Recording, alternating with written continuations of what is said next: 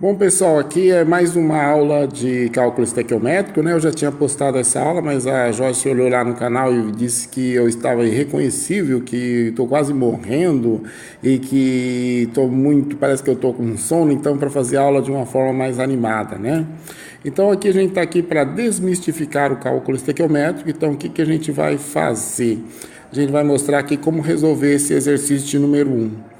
Então, as substâncias envolvidas aqui no exercício vão ser o hidróxido de sódio e o CO2. Então, ele quer saber qual a massa de hidróxido de sódio necessária para reagir com 220 gramas de CO2. Então, aqui a gente calcula a quantidade de CO2 envolvido na reação, 1 mol de carbono valendo 12 gramas, 2 mols de oxigênio valendo 16 gramas, 44 gramas, a quantidade de CO2 envolvida na reação. Então, eu tenho 2 mols de hidróxido de sódio, a massa do hidróxido de sódio é 40, vezes 2, porque são 2 mols, eu tenho 80 gramas de hidróxido de sódio relacionado a 44 gramas de CO2. Fazendo essa relação, né, 80 de hidróxido de sódio com 44 de CO2, então, quando o CO2 for 220, qual é a quantidade de NaOH que a gente vai ter? Fazendo os cálculos aqui, depois de fazer a multiplicação aqui em cruz, a gente chega facilmente na quantidade de 400 gramas de NaOH.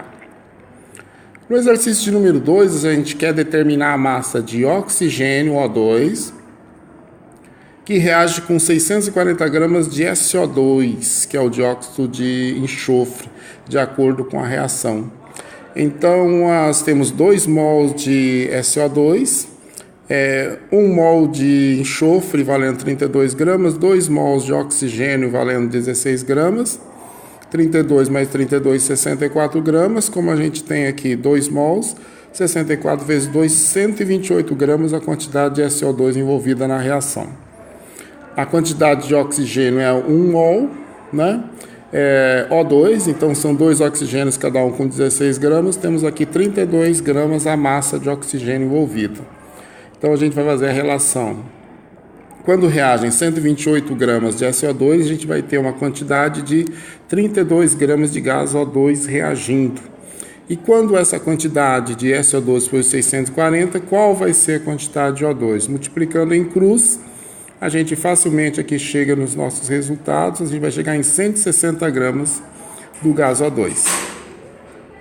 Esse barulho é do portão ali abrindo, o pessoal que vai entrar na aula de educação física. Agora deve ter um pouquinho de burburinho, mas aí não vai atrapalhar a nossa aula. Então, eu tenho aqui a formação da amônia a partir de gás hidrogênio e gás nitrogênio. E o que está sendo solicitado? Quando a amônia formada for na quantidade de 170 gramas, qual vai ser a massa de H2 envolvida nesse processo, né? Falei que ia ter um pouquinho de barulho, né? Então eu tenho aqui, em 3 mols de gás H2, eu tenho 6 mols de hidrogênio, equivalendo 1 grama, 6 gramas a quantidade de hidrogênio envolvida na equação balanceada.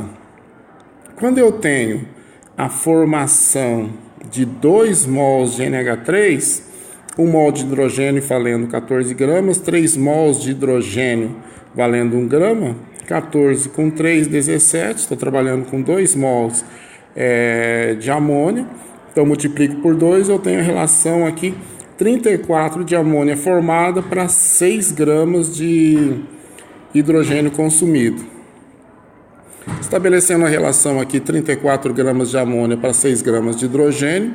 Quando a quantidade de amônia for 170, qual vai ser a quantidade de hidrogênio formada? Multiplicando em cruz, fazendo os cálculos aqui facilmente, a gente chega numa quantidade de hidrogênio consumida na reação, da formação de 170 gramas de amônia, então 30 gramas de gás hidrogênio H2. Valeu?